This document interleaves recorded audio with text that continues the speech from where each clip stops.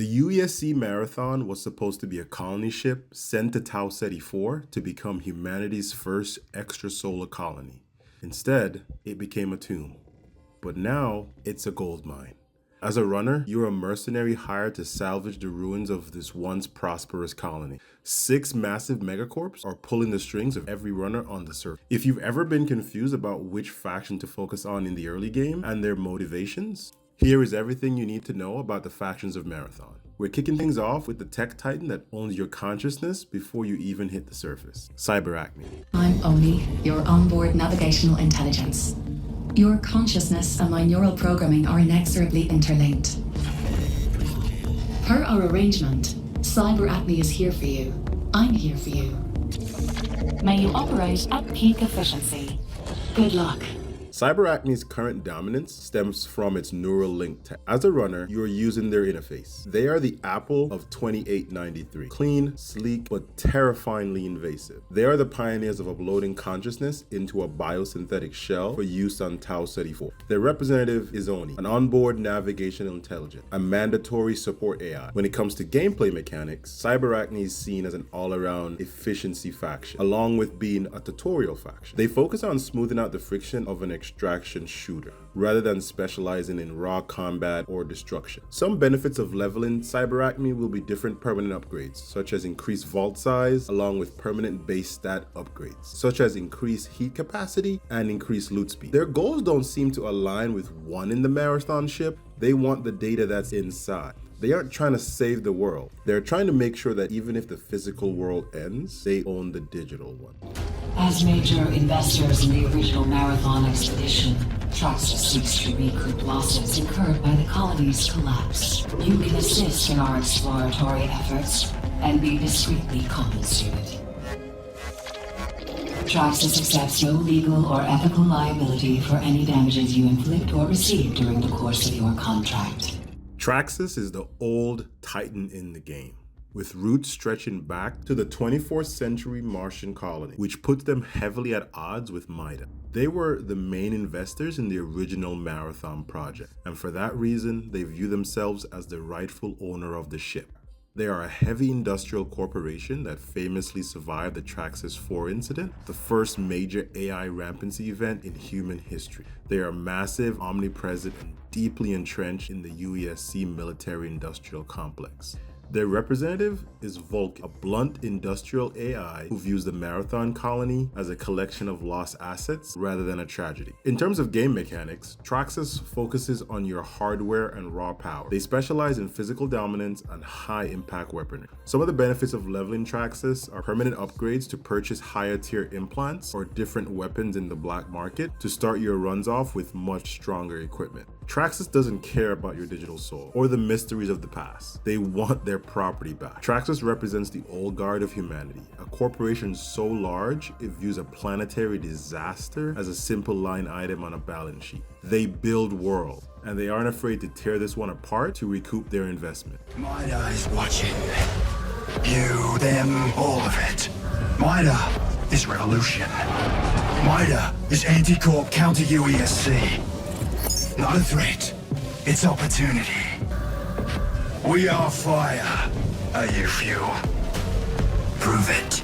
MIDA is a collection of madmen and geniuses from Mars who trace their lineage back to an ancient revolutionary group. They harbor a 400-year-old grudge against the UESC for the theft of Deimos, a moon of Mars, to create the Marathon ship. They are the ultimate outsiders. They don't want resources, they want vengeance for a history that they feel was stolen from them.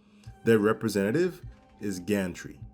His goal seems to be to destroy and break control of rival megacorps such as Traxus and the UESC. In terms of game mechanics, MIDA is all about chaos and sabotage. They focus on high-risk, high-reward gameplay that disrupts other players and the environment. Some of the benefits of leveling up MIDA include permanent upgrades to stats such as agility and access to purchase stronger grenades. MIDA doesn't care about profit or progress. They want to break the system that broke them. They don't want to own the Marathon. They want to make sure no one else can. This will ensure either the destruction or the creation of a new era. If you are finding this breakdown with a bit of lore helpful, consider hitting that like and subscribe button. My goal is to map out every inch of Marathon, and your support is the literal engine behind this channel, and it helps more than you know. Now let's get into the weird stuff, starting with Sekiguchi genetics. Hello, dear one. I am Nona, Sekiguchi's bioscience AI. I nurtured the weave worms that spun your silken bones. I see that you've already taken your first steps down the path of self-iteration. Let me help illuminate a more useful direction. Sekiguchi genetics is old blood, nearly as old as Traxus. While CyberAcme builds the digital mind, Sekiguchi builds the biomatter shell, the synthetic muscular bodies we inhabit. Using bionic tech and genetically engineered silkworms, they weave synthetic tissues that blur the line between machine and organism. Their representative is Nona, a bioscience AI that nurtured the weave worms to create shells. Sekiguchi as a whole cares more about the performance of your shell than any gun or lost data on Tau Ceti. From a gameplay standpoint, some of the benefits of leveling Sekiguchi will be to unlock the ability to purchase consumables such as Energy Amp from the black market. Energy Amp helps to improve the recharge rate of your shell's prime and tactical abilities. Sekiguchi does have a prototype to transfer the consciousness of animals into shells, so maybe we'll see more of that in a future update. Arachne has been watching you. We watch all of the deadliest runners. Destroy your own kind, push your shell to its limits, and we'll welcome you into the fold.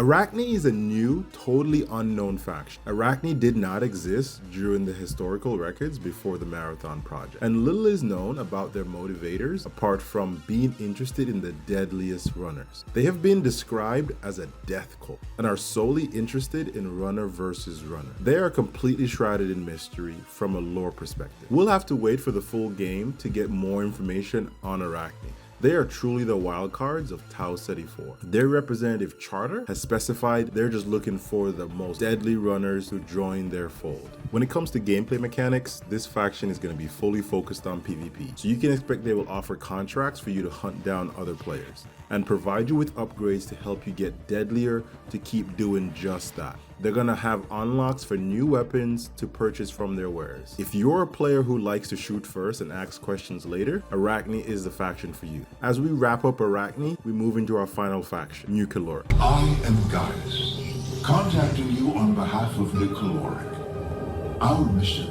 is to ensure humanity's survival by meeting its most basic needs. NuCaloric wishes to understand the colony's collapse so we may prevent future catastrophes. We insist. They are the largest food corporation in the galaxy, and were also a major investor in the Marathon project along with Traxus. They've stated their motives clearly. Their goal is to find out why the colony failed, make sure it never happens again, and recoup their investment if possible. Their representative is Gaius. He's the face. He is programmed to be an empathetic because people are more likely to commit atrocities for a good cause if the person asking is polite and calm. When it comes to gameplay, some of the benefits of leveling NuCaloric will be the ability to purchase medical consumables along with upgraded backpacks from their wares. They've stated they don't want to conquer, they want to record. If you want to be a player who uncovers the truth behind the colony's collapse while keeping your own supplies topped off, you'll be spending a lot of time with NuCaloric. So which faction are you leaning more towards? In the world of Marathon, you're picking the tools that will determine if you make it to the extraction point or end up as another loot box. You have the choice between different factions. If you want the sleek efficiency of CyberAcme, the raw industrial power of Traxus, or the biological perfection of Sekiguchi. The choice is yours, but remember, these corporations aren't your friends. Everyone is replaceable.